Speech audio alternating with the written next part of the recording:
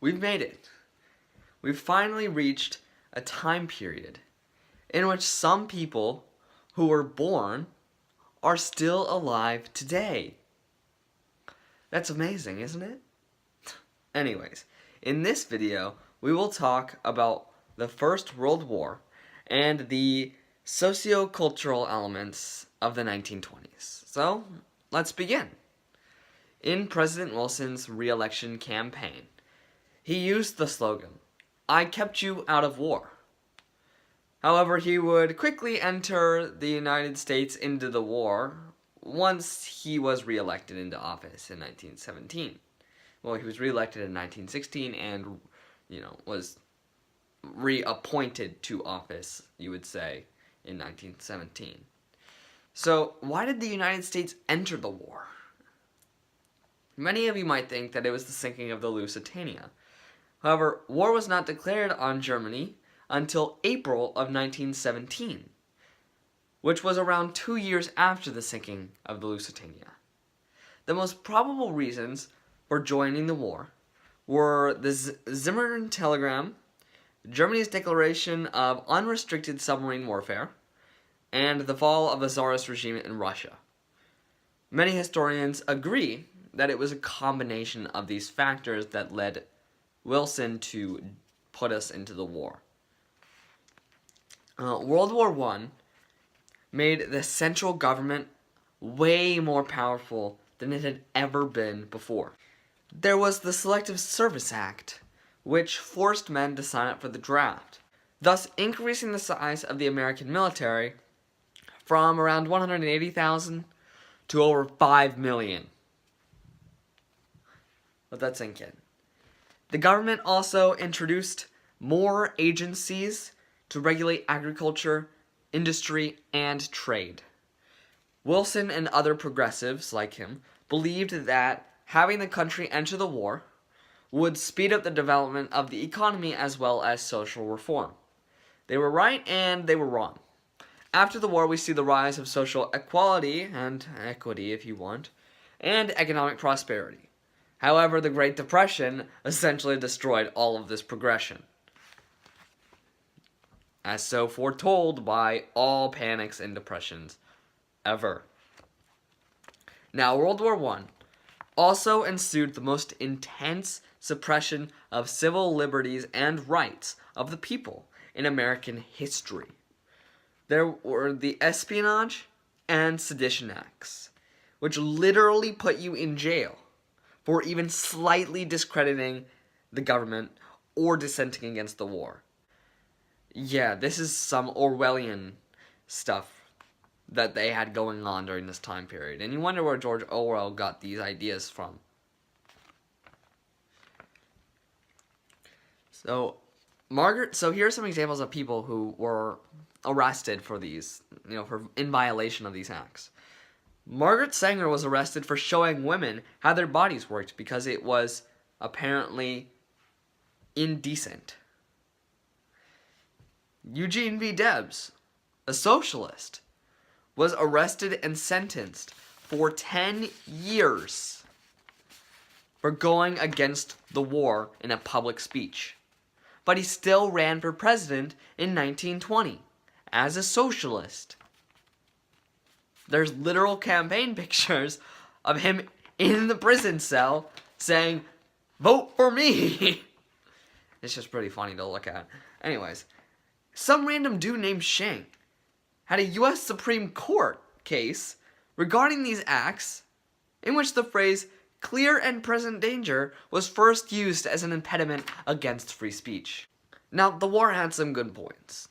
Many say the passing of the 19th Amendment was a direct effect of the war. New opportunities in the wartime industry also provided an incentive for African Americans to move north, hence the Great Migration and the growth of black populations in northern cities such as Chicago, New York, and Detroit. After the war ended in 1918, Wilson drew up a peace plan of 14 points known as Wilson's 14 points, who would have thought, which were very impactful to no one, as they were pretty much ignored entirely and were just empty words written on a sheet of paper. It was the same issue with the formation of the League of Nations, which the United States didn't even join.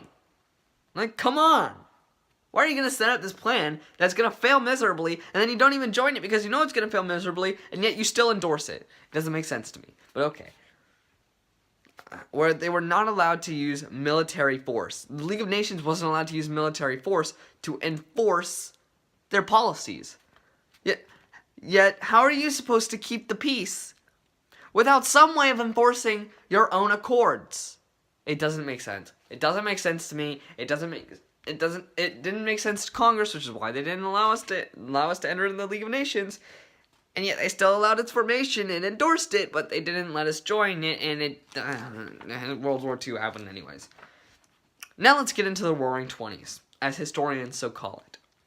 Now you might have an idea as to what it was like if you read The Great Gatsby, or by F. Scott Fitzgerald, or some of Ernest Hemingway's writings, which mostly end in suicide, or death, or murder, or something like that. Same with The Great Gatsby. Oh, spoiler, my bad. Anyways, just a bit of context for you, but I digress.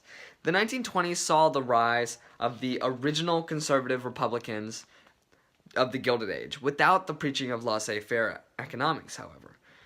The first president of the decade was Warren G. Harding, whose name can be used as the punchline of jokes, just like his administration.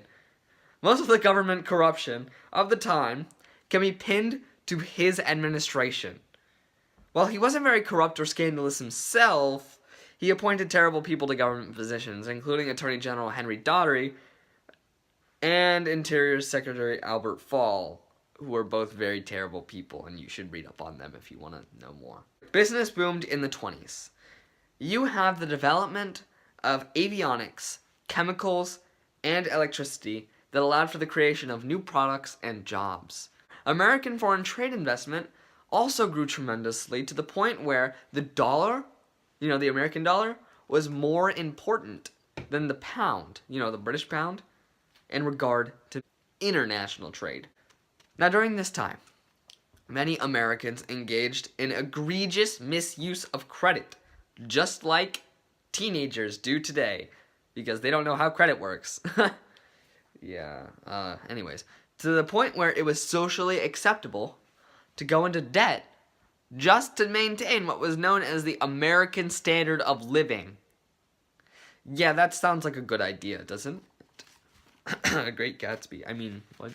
Anyways, there was also a surge in social equality and equity, if you want, to the point where Louis Armstrong and Langston Hughes were allowed to perform at the Cotton Club, though both of them were still required to enter from the back, and Langston Hughes was a huge critic of the actual place because he said it was a white supremacist group and the fact that it was very racist and not catering towards minorities, despite the fact that it was meant to be a place where blacks performed for whites, but blacks still received inequality and poor treatment. Yeah. Anyways, I mean, what do you expect from a place called the Cotton Club? But I digress. There were so many African Americans moving to the north, especially New York, to the point where Harlem became the capital of Black America. Hence, the so-called Harlem Renaissance, which would bring about a rise in the popularity of black culture. Now, in response to this, you have the revival and the rebirth of the KKK, the Ku Klux Klan, which I probably shouldn't say their name, but I'm going to say it anyways. Ku Klux Klan. Oh, God. Anyways. In the 20s, there was a rise of immigration and migration. To combat this, the KKK would adopt the phrase, America First, which translates literally to, white Anglo-Saxon Protestants first, and no one else. That's it. This can be seen in the movie The Birth of a Nation, which portrayed the KKK as heroes against the menace of black men. Things were changing for women as well due to the impact of the 19th Amendment.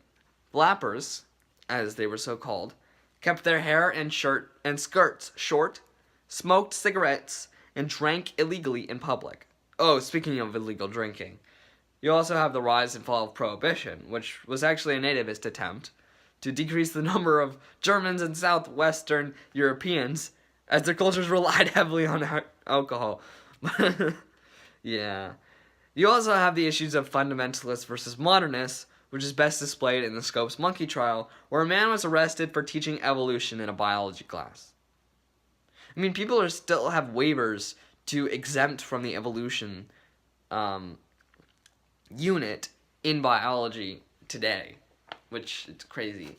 And a lot of people still say, oh yeah, evolution is just a theory. Yeah, it's a scientific theory, which means that it's been proven to be true based off of a scientific precedent.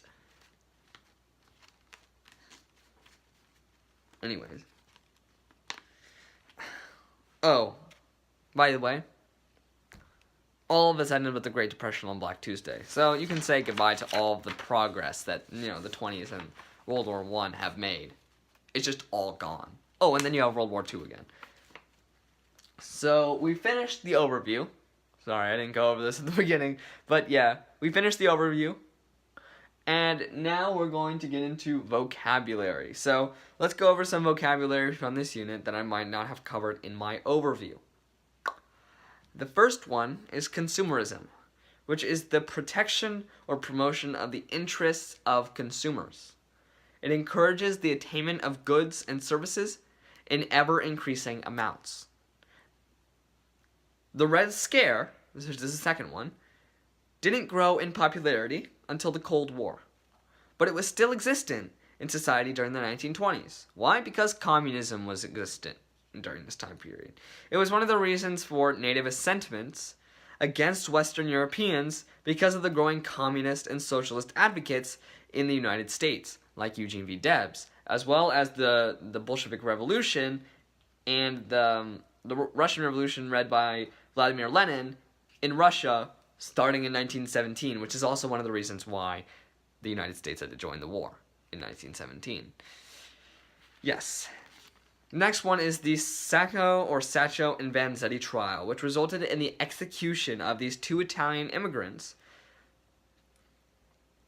And this was used as a way for liberals to protest nativist and racist prejudices because the trial was fairly fast and didn't really actually consider most of the details.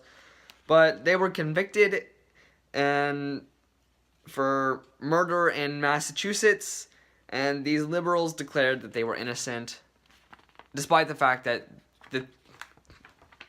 they were convicted in 1921 and then they were executed in 1927, which is 60 years to actually go over the full evidentiary. But of course, they were immigrants, so no one really cared, except for the liberals and the progressives. Anyways, and then the last one is the Volstead Act of 1919, late 1919, after the introduction of the 18th Amendment.